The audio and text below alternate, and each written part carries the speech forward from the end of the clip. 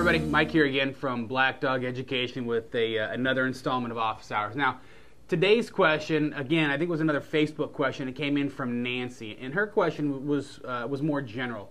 Her question was, what's the biggest mistake that small businesses make? And she had referenced a couple things like, is it not investing in SEO? Is it not having, cohesive branding, things of that nature?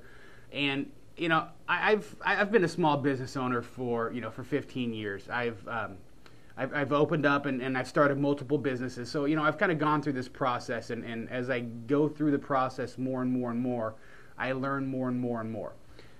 The one thing though that I think is the most critical, the most important thing for any small business is planning.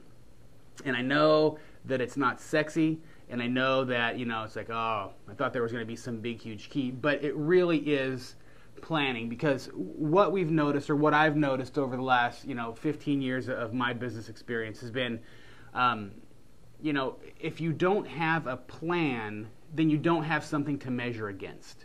And, like Keith Cunningham says, if you can't measure it, you can't manage it. And starting a business is all about management.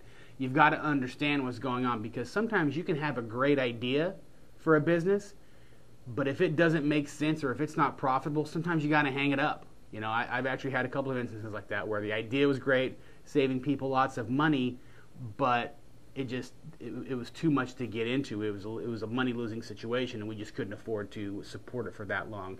So again, biggest mistake small businesses make is not planning. I like this philosophy, in the one that we've adopted for Black Dog Education as kind of part of this, is you've got to crawl before you walk, you've got to walk before you run, and you've got to run before you fly. So what that means is basically start off small. Start off with whatever the very basis is of what you want your business to do, and then work on that and perfect that and get that to where it's second nature.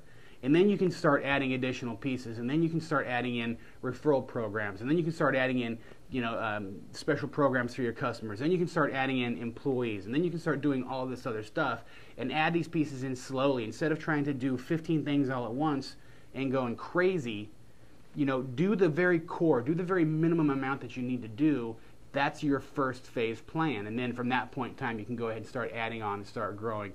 That way you're going to have far less stress.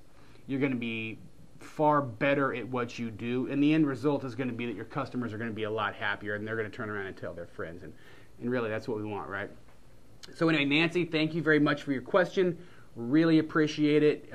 If you have any questions out there, please make sure that you submit them to us. You can either email them to officehours@blackdogeducation.com. You can just post them on our Facebook wall, or you can just shoot them over to us via Twitter. Just make sure that you use hashtag office hours, so that way we can kind of filter it out and get that put in the office hours queue. So again, thank you very much. Mike Linville from Black Dog Education. I'll talk to you soon.